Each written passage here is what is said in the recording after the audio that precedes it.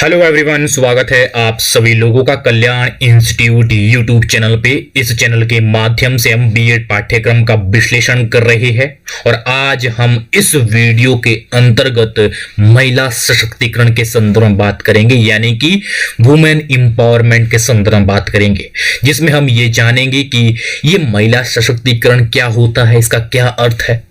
और उसके बाद हम इस टॉपिक के अंतर्गत उन सभी इश्यूज को देखेंगे, उन सभी मुद्दों को देखेंगे जिनके चलते महिलाओं के साथ भेदभाव होता है और जिन सभी इश्यूज के चलते भारत जैसे देश में महिला जैसे सशक्तिकरण के अभियान की जरूरत पड़ती है और महिला सशक्तिकरण की जो आवश्यकता है इन सभी मुद्दों के कारण होती है। और अंत में हम महिला सशक्तिकरण के संदर्भ में जो स्ट्रेटजी है, उन सभी रणनीतियों को हम एक एक करके समझेंगे, जिसके तहत भारत में महिला सशक्तिकरण को बढ़ावा दिया गया है। किस तरह से महिला सशक्तिकरण के द्वारा जो महिलाओं को किस तरह से मुख्य धारा के साथ जोड़ा जाएगा, उन सभी स्ट्रेटजी को हम एक एक करके समझेंगे। तो इस तरह से आज की इस वीडियो में हम महिला सशक्तिकरण के इन सभी बिंदुओं के संदर्भ में विस्तार पूर्वक अध्ययन करेंगे। तो आप हमारे साथ इस वीडियो में अंत तक जरूर बनिएगा। अगर चैनल को अभी तक सब्सक्राइब नहीं किया है तो चैनल को जरूर सब्सक्राइब करिएगा। अगर आप हमारे चैनल के माध्यम से बीएड पाठ्यक्रम से संबंधित अन्य वीडियोज को देखना चाहते हैं तो आप हमारे चैनल के प्लेलिस्ट में जाकर के, जो वहां पे बीएड नाम की जो प्लेलिस्ट होगी, वहां से जाकर के आप देख सकते हैं। वहां पे आपको कंप्लीट विश्लेषण एक साथ मिल जाएगा। और इतना ही नहीं, हम आपको बीएड पाठ्यक्रम से संबंधित नोट्स भी प्रोवाइड करवाएंगे, जिसके लिए हमारी एक वेबसाइट है kalyaninstitute.in। इस वेबसाइट के माध्यम से आपको बीएड पाठ्यक्रम के कंप्लीट नोट्स मिलेंगे। जैसे ही आप इस वेबसाइट को गूगल पे सर्च करेंगे तो इस तरह का होम पेज दिखेगा। इस होम पेज के सबसे ऊपर 3 डॉट करके ये मेन्यू बना होगा, इस पे आप जैसे ही क्लिक करेंगे तो आपके सामने ये सारे ऑप्शन आ जाएंगे। इन सभी ऑप्शनों में से एक ऑप्शन होगा बीएड नाम का ऑप्शन। जैसे आप बीएड नाम के ऑप्शन में क्लिक करेंगे तो आपके सामने बीएड पाठ्यक्रम से संबंधित जो हमारे कंप्लीट जो नोट्स है वो नोट्स ओपन हो जाएंगे। मजे की बात यह है कि जो ये कंप्लीट जो ये नोट्स है, ये नोट्स हिंदी और इंग्लिश दोनों ही भाषाओं में है, जिसमें आप कंफर्टेबल हो उसमें आप देख सकते हैं। तो मुझे उम्मीद है कि आपके लिए जो ये वेबसाइट है, ये वेबसाइट काफी उपयोगी रहने वाली है। तो एक बार आप इस वेबसाइट को जरूर विजिट कीजिएगा। तो चलिए बिना किसी देरी के आज के टॉपिक पे आते हैं। जो हमारा आज का टॉपिक है महिला सशक्तिकरण। ये क्या है, ये किस तरह से होता है, सबसे पहले ये जानेंगे। महिला सशक्तिकरण समाज में महिलाओं की वृद्धि और विकास के लिए उन्हें पुरुषों की तरह समान अधिकार देने से है। यानी कि महिला सशक्तिकरण समाज में महिलाओं की वृद्धि और विकास किस तरह से हो, और उस विकास और वृद्धि के लिए उन्हें पुरुषों की तरह समान अधिकार देने होंगे, तब जाकर के महिलाओं का विकास होगा। तो वह ही महिला सशक्तिकरण है। जब हम महिलाओं की वृद्धि और विकास के लिए जो बेहद आवश्यक है वो है समान अधिकार। जब हम महिलाओं को समान अधिकार देंगे जो पुरुषों को भी विद्यमान है, तो वास्तव में समाज में महिलाओं का सशक्तिकरण होगा। महिला को सामाजिक जीवन के विभिन्न क्षेत्रों में महिलाओं की भागीदारी बढ़ाने के लिए उन्हें समान अवसर प्रदान किए जाए, तब जाकर के महिलाओं का सशक्तिकरण होगा।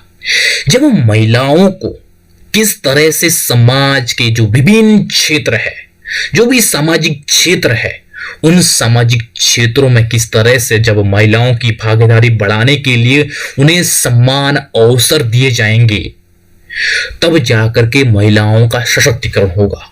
कि किस तरह से पुरुषों के समान जो अधिकार है वो समान अधिकार दिए जाए महिलाओं को, और पुरुषों के समान जो हर एक क्षेत्र में समान अवसर प्रदान किए जाए, तो उसके द्वारा भी महिलाओं का सशक्तिकरण होगा बिना किसी भेदभाव के। जब समान अधिकार और समान अवसर उपलब्ध होंगे तो वास्तव में महिलाओं का सशक्तिकरण होगा।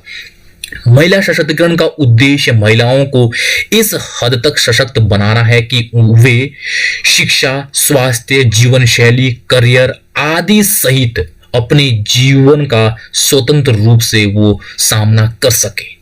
कि किस तरह से समाज में हर एक क्षेत्र में इस हद तक उन्हें सशक्त बनाना है कि वे शिक्षा, स्वास्थ्य, जीवन शैली, करियर यानी कि रोजगार के क्षेत्रों में आदि क्षेत्रों में उन्हें इस तरह से स्वतंत्रता प्रदान की जाए कि वो इस तरह से उन क्षेत्रों में स्वतंत्र रूप से सामना कर सके जिनसे वो अपनी वृद्धि और विकास कर सके, अपना वो डेवलपमेंट कर सके। तो इस तरह से ये होता है महिला सशक्तिकरण।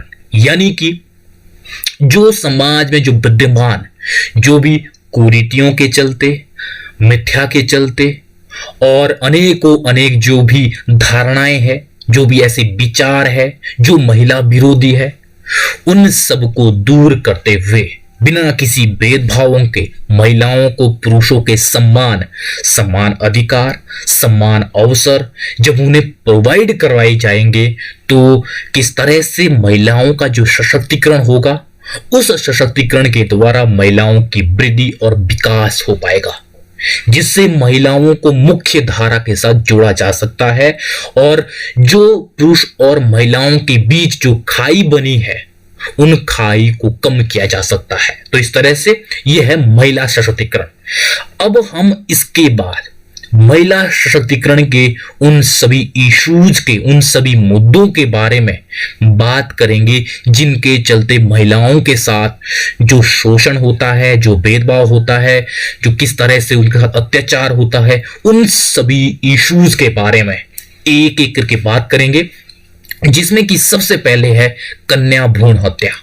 कन्या भ्रूण हत्या यानी कि ये किस तरह से महिलाओं के साथ समाज में जो भेदभाव है, जो अत्याचार है, जो शोषण है, वो करता है किस तरह से। जो ये कन्या भ्रूण हत्या है ये पुरुषों की तुलना में महिलाओं को कमतर आंकता है। ये किस तरह से? कन्या भ्रूण हत्या, महिलाओं के जन्म होने से पहले ही उन्हें मार दिया जाता है, उनकी हत्या की जाती है।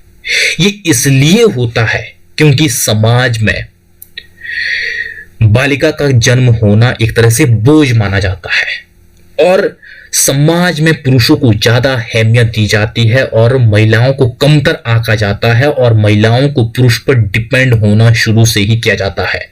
किस तरह से अनेक अत्याचारों, असमानताओं, भेदभावों के चलते महिलाओं को उन चीज का सामना करना पड़ता है। अनेक प्रकार की ऐसी कुरीतियां हैं जो माता पिता के ऊपर बोझ बनती है और किस तरह से जो माता पिता है वो माता पिता ये पहले से ये प्रयास करते हैं कि आगे चल करके ये इन सभी धारणाओं, इन सभी कुरीतियों के चलते हमारे ऊपर ये महिला बोझ ना बन सके, तो उन्हें जन्म होने से पहले ही उनकी हत्या की जाती है, ताकि इस तरह से जो समाज में जो भी धारणाएं हैं, जिनके चलते जो भी जो मिथ्या होती है, उनके चलते उन माता पिता के ऊपर वो बालिका, वो महिला बोझ ना बने आगे चल करके। तो इसीलिए उसकी जन्म होने से पहले हत्या की जाती है। तो इस तरह से महिलाओं के साथ इस हद तक शोषण किया जाता है, इस हद तक उनके साथ भेदभाव किया जाता है, जो उन्हें जन्म होने से पहले ही मार दिया जाता है। उसका जन्म भी नहीं होता है, जन्म होने से पहले ही उसके साथ जो भेदभाव है वो भेदभाव शुरू हो जाता है। तो इस तरह से जो कन्या भ्रूण हत्या है, कन्या भ्रूण हत्या कहीं ना कहीं आज के समय में ये कानूनी रूप से ये अवैध है, कानूनी रूप से ये अपराध है, लेकिन समाज में जो कुरीतियां है, जो मिथ्या है, जो धारणा है, उसकी जड़ें इतनी गहरी है कि आज के समय में भी ये कहीं ना कहीं होता रहता है। जो इस हद तक महिलाओं के साथ जो अत्याचार है, भेदभाव है, ये भेदभाव होता है। तो इस तरह से जो एक माता पिता है, माता पिता एक पुरुष की चाह रखता है कि उसके परिवार में महिला जन्म ना ले सके। अगर महिला एक तरह से गर्भ में वो धारण भी हो जाए तो उसको मार दिया जाता है, ताकि आगे चल करके एक जो माता पिता है, माता पिता के ऊपर उसका बोझ ना बन सके। वो बोझ अनेकों अनेक प्रकार से होता है, उसके पालन पोषण और उसके किस तरह से जब शादी विवाह है उस दौरान जो दहेज है, दहेज की व्यवस्था करना। तो इन्हीं सभी के चलते जो एक माता पिता है, एक माता पिता कन्या भ्रूण हत्या कर देता है ताकि वो आगे चल करके उनके लिए बोझ ना बन सके। और समाज में ये धारणाएं होती है कि इस तरह से जो पुरुष को ज्यादा प्राथमिकता दी जाती है और पुरुष को ही किस तरह से घर को चलाने और समाज में उसके जो योगदान है उसको हाईलाइट किया जाता है। जो महिलाओं को एक तरह से पुरुष पे डिपेंड होना होता है। तो इन सब के चलते जो ये समाज में जो भेदभाव होते हैं, जिससे महिला और पुरुष के बीच की जो खाई है वो निरंतर बढ़ती जाती है।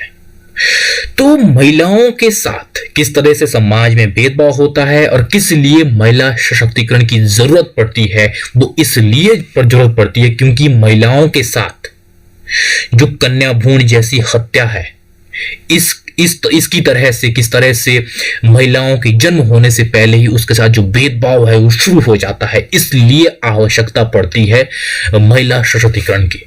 और दूसरा है शिशु बालिका मृत्यु दर। ये किस तरह से, जब बालिका का जन्म हो जाता है उसके बाद भी किस तरह से उसके साथ जो भेदभाव होते हैं, उसके पालन पोषण के लिए उचित व्यवस्था नहीं होती है और उसके लिए स्वास्थ्य जैसी सुविधाओं का जो उचित लाभ नहीं मिल पाता है।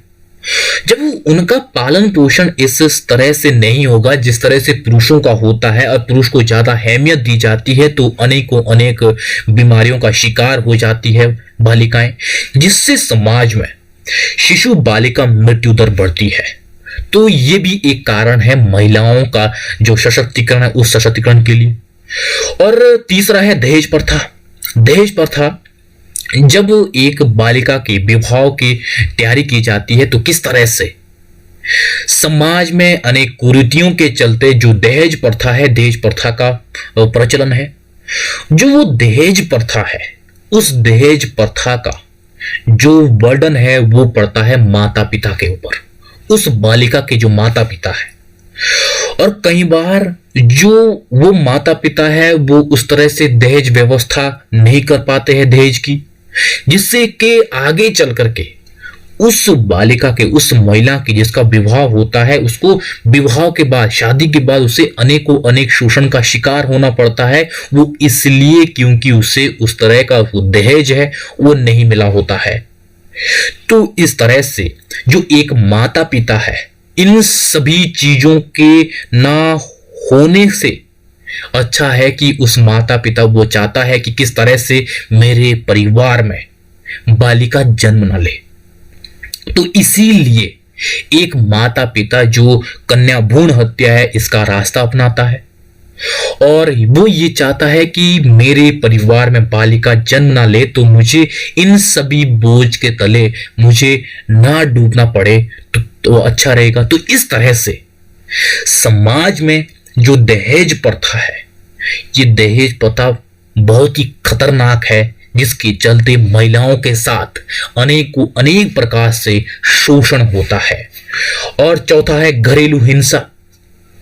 घरेलू हिंसा भी महिलाओं के साथ होती रहती है, जिससे कि इनकी प्रताड़ना और इनके साथ किस तरह से जो शोषण होता है और किस तरह से उनके साथ अत्याचार होता है, वो घरेलू स्तर पर इस तरह से होती है जो कहीं ना कहीं उनके अधिकारों का हनन होता है।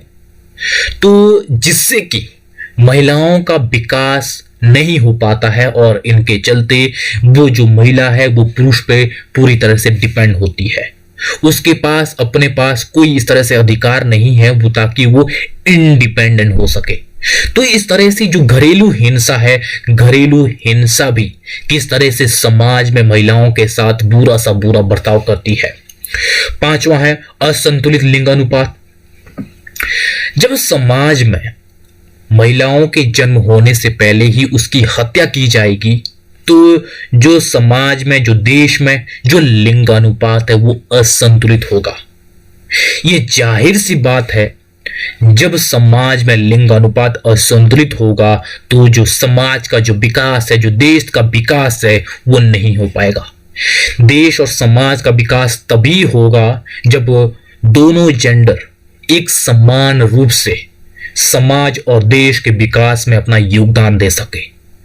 तो जो ये लिंग अनुपात है, ये लिंग अनुपात महिलाओं के साथ जो शोषण, जो भेदभाव, जो अत्याचार है, इन सब के चलते किस तरह से उनका सही से पालन पोषण नहीं होता है और जिससे कि जो बालिका शिशु मृत्यु दर है वो भी बढ़ती जाती है और कई बार तो उनके जन्म होने से पहले ही उनकी हत्या की जाती है। इन सभी अनेकों अनेक कारणों के चलते जो समाज में जो असंतुलित जो लिंग अनुपात है वो एक तरह से महिलाओं की जो स्थिति है वो दयनीय स्थिति को दर्शाता है। और छठा है पुरुष प्रधानता। पुरुष प्रधानता भी महिलाओं के शोषण का एक कारण है। पुरुष प्रधान समाज में पुरुष को ज्यादा अहमियत दी जाती है। पुरुषों को महिलाओं की तुलना में ज्यादा अधिकार, ज्यादा अवसर दिए जाते हैं और महिलाओं को पुरुष के ऊपर डिपेंड होना पड़ता है और पुरुष एक इंडिपेंडेंट होता है जबकि महिला इंडिपेंडेंट नहीं होती है। तो इन सब के चलते क्या होता है, महिलाओं के साथ और ज्यादा शोषण होता है क्योंकि महिलाओं को इस तरह के कोई अधिकार नहीं होते हैं। पुरुष प्रधान समाज में अनेकों अनेक प्रकार के ऐसे भेदभाव होते हैं, ऐसे शोषण होते हैं जो पुरुष प्रधान समाज के कारण होते हैं। तो इसके चलते भी महिला सशक्तिकरण की आवश्यकता होती है ताकि महिलाओं को पुरुषों की तरह समान अधिकार दिए जा सके। सातवां है सामाजिक कुरीतियां तथा अंधविश्वास। ये किस तरह से समाज में अनेकों प्रकार की ऐसी कुरीतियां हैं, ऐसे अंधविश्वास, ऐसी मिथ्याएं, ऐसी धारणाएं हैं जिनके चलते महिलाओं के साथ भेदभाव होता है, महिलाओं का शोषण होता है, महिलाओं का अत्याचार होता है, जो एक तरह से महिला के विकास में वो बाधक के रूप में कार्य करते हैं। इन सभी कुरीतियों के चलते जो महिलाओं की स्थिति है वो हाशिए में ले जाती है, जबकि पुरुषों का जो अधिकार है वो महिलाओं की तुलना में अधिक होते हैं। तो इन सभी रीतियों एवं कुरीतियों का अंत होना भी बेहद आवश्यक है जिससे महिलाओं का सशक्तिकरण किया जा सके। तो इस तरह से महिला सशक्तिकरण के ये इश्यूज है, ये मुद्दे हैं जिनको हमने यहाँ पे एक एक करके समझा है। अब हम इसके बाद ये देखेंगे कि महिला सशक्तिकरण की क्या स्ट्रेटेजी है, क्या रणनीतियां हैं जिसके तहत महिलाओं का सशक्तिकरण हो रहा है, जिसके तहत महिलाओं का और ज्यादा विकास हो सके। जिसमें कि सबसे पहले है संविधान के द्वारा महिलाओं को स्वतंत्रता और समानता का अधिकार। भारतीय संविधान में सभी लोगों को स्वतंत्रता का अधिकार और समानता का अधिकार प्रदान है।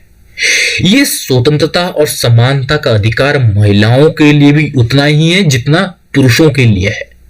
तो इस तरह से जो स्वतंत्रता और समानता का अधिकार है इसके द्वारा महिलाओं का सशक्तिकरण किया जाएगा, जिससे हर एक कार्य को करने बिना किसी भेदभावों के उन्हें स्वतंत्रता का अधिकार है।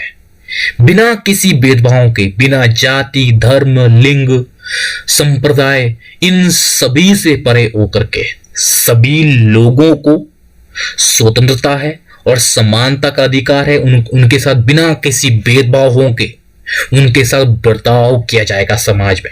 जब महिलाओं के साथ बिना किसी भेदभावों के उन्हें हर एक क्षेत्र में उचित अवसर मिलेंगे तो वो हर एक क्षेत्र में कार्य कर सकेंगी और वो इंडिपेंडेंट हो सकेंगी, वो आर्थिक तौर पे वो आत्मनिर्भर बन सकेंगी। और जब बिना किसी भेदभावों के हर एक क्षेत्र में उसके साथ बर्ताव होगा तो कहीं ना कहीं उनका ओवरऑल डेवलपमेंट होगा और उनका विकास हो सकेगा, जिससे देश और समाज प्रगति के राह पर आगे बढ़ सकेगा। जो ये स्वतंत्रता और समानता का अधिकार है ये महिलाओं के लिए बेहद आवश्यक है, विशेषकर महिला सशक्तिकरण के संदर्भ में, जिससे कि महिलाओं का वृद्धि और विकास हो सकेगा। और दूसरा है शिक्षा का अधिकार।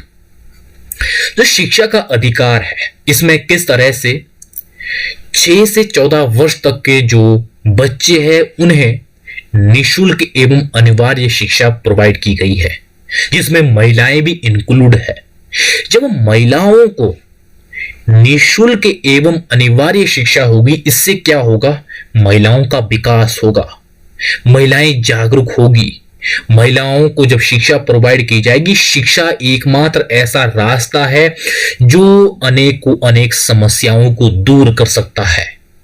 हर एक समस्या का समाधान शिक्षा के माध्यम से है। जब शिक्षा हर एक महिलाओं को दी जाएगी तो यह स्वाभाविक है कि महिलाओं के साथ जो अत्याचार, जो शोषण, जो भेदभाव समाज में हो रहे हैं, वो उसके विरुद्ध आवाज उठा पाएगी। वो जो जागरूकता है, वो जागरूकता महिलाओं के बीच पैदा हो सकेगी, जिससे कि महिलाएं इस बारे में अवगत हो सकेंगी कि उनके क्या अधिकार है और जो उनके साथ शोषण, जो भेदभाव हो रहा है, वो गलत है। तो जब वो अपने हक और अधिकार के बारे में वो अवगत हो सकेंगी तो समाज में उनके साथ जो भेदभाव है वो भेदभाव कम होंगे, वो खत्म होंगे, जिससे कि महिलाओं का सशक्तिकरण हो सकेगा।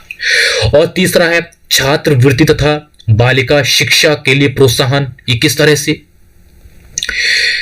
भारत सरकार एवं राज्य सरकारों के द्वारा महिला शिक्षा के संदर्भ में अनेक प्रकार की छात्रवृत्ति योजनाएं और बालिका शिक्षा के लिए प्रोत्साहन के संदर्भ में अनेक ऐसी योजनाएं शुरू की गई है जो बालिकाओं को उच्चतर माध्यमिक शिक्षा, उच्च शिक्षा, हर एक स्टेज में शिक्षा के लिए, उनके प्रोत्साहन के लिए छात्रवृत्ति योजना, जिससे कि महिलाएं शिक्षा ग्रहण कर सके, उनके लिए जो छात्रवृत्ति है, छात्रवृत्ति के द्वारा उनके शिक्षा प्रदान करने में वो सहायता, सहूलियत मिल सके। और बालिकाओं को शिक्षा के लिए प्रोत्साहित करने के लिए अनेक प्रकार की ऐसी योजनाएं चलाई गई है, जिससे कि बालिकाएं शिक्षा प्रदान करने के लिए प्रोत्साहित हो सके, जिससे कि हर एक महिलाओं को बेहतर से बेहतर एजुकेशन प्रोवाइड हो सके। जिससे क्या हो सके, महिलाएं जब शिक्षित होगी तो देश और समाज विकसित होगा और उनके साथ महिलाओं के साथ समाज में जो अत्याचार या जो शोषण है वो भी कम होगा, वो भी समाप्त होगा, जिससे कि महिलाओं का सशक्तिकरण होगा। तो इस संदर्भ में जो छात्रवृत्ति और बालिका शिक्षा प्रदान की जाती है कि संदर्भ में उनके लिए हर एक क्षेत्र में, शिक्षा के क्षेत्रों में प्रोत्साहित किया जाता है, वो अनेक योजनाओं के द्वारा हो सकता है। किस तरह से उन सभी योजनाओं के द्वारा महिला सशक्तिकरण हो पाता है समाज में, जिससे कि समाज में जो महिलाओं की जो दयनीय स्थिति है वो बेहतर की जाती है शिक्षा के द्वारा। और चौथा है महिला सुरक्षा। महिला सुरक्षा के द्वारा किस तरह से महिलाओं का जो सशक्तिकरण है वो हो पाता है।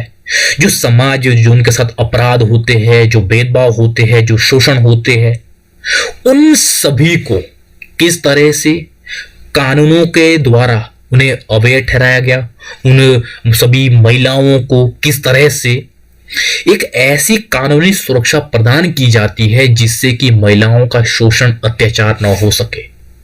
इस तरह से अनेक कानून एवं नीतियां बनाई गई है, जिन नीतियों के द्वारा महिलाओं का सशक्तिकरण होगा और महिलाओं के साथ जो भेदभाव है, जो शोषण है, जो अत्याचार है, वो एक तरह से उन कानूनों के तहत अपराध रूप से ठहराया गया है, वो आपराधिक गतिविधि में आएगा। तो इस तरह से महिलाओं को जो सुरक्षा है वो सुरक्षा भी कहीं ना कहीं महिला सशक्तिकरण को बढ़ावा देता है। और पांचवा है कुरीतियों का अंत। जो समाज में जो विद्यमान जो ऐसी कुरीतियां हैं, जो महिलाओं के अधिकारों को कमतर आंके, जो ऐसी धारणाएं हो जो महिलाओं के साथ भेदभावों को बढ़ावा दे, उन सभी को कानूनी रूप से अवैध ठहराया गया है और उन सभी कुरीतियों का अंत किया गया है, ताकि महिलाओं के साथ किसी भी तरह का जो भेदभाव है वो भेदभाव ना हो सके, महिलाओं के साथ सम्मान पूर्वक व्यवहार किया जाए और पुरुषों के साथ साथ उनका भी विकास हो सके। जब पुरुष और महिलाओं का समान तौर पे विकास होगा तो देश और राष्ट्र का विकास होगा। तो इस तरह से जो समाज में विद्यमान अनेक प्रकार की जो कुरीतियां हैं, जो महिलाओं का शोषण करती हो, महिलाओं के कमतर आके महिलाओं के साथ भेदभाव का बढ़ावा दे सके, उन सभी कुरीतियों का अंत किया गया है, जिससे कि महिलाओं का सशक्तिकरण किया जाए। तो इस तरह से महिला सशक्तिकरण की ये स्ट्रेटेजी यानी कि रणनीतियां हैं, जिसके तहत महिलाओं का सशक्तिकरण हो पाएगा। तो इस तरह से हमने आज की इस वीडियो के अंतर्गत महिला सशक्तिकरण के संदर्भ में बात की है, जिसमें हमने उन सभी इश्यूज को जाना है, जिन सभी मुद्दों के तहत, जिन सभी इश्यूज के तहत महिलाओं के साथ भेदभाव होता है, महिलाओं की स्थिति दयनीय होती चली जाती है समाज में। उन सभी इश्यूज को देखा है, एक एक करके समझा है, और अंत में हमने ये देखा है कि महिला सशक्तिकरण की क्या स्ट्रेटजी है, क्या रणनीतियां हैं, किन रणनीतियों के तहत महिलाओं का सशक्तिकरण होगा। तो इस तरह से आज की इस वीडियो में हमने इन सभी बिंदुओं के संदर्भ में विस्तार पूर्वक अध्ययन किया है, एक एक करके समझा है कि किस तरह से जो महिला सशक्तिकरण है, ये महिला सशक्तिकरण आवश्यक है। तो मुझे उम्मीद है कि आपके लिए जो ये आज की वीडियो है, ये वीडियो काफी उपयोगी रही होगी। और अगर चैनल को अभी तक सब्सक्राइब नहीं किया है तो चैनल को जरूर सब्सक्राइब करिएगा। और आप सभी लोगों का बहुत बहुत शुक्रिया।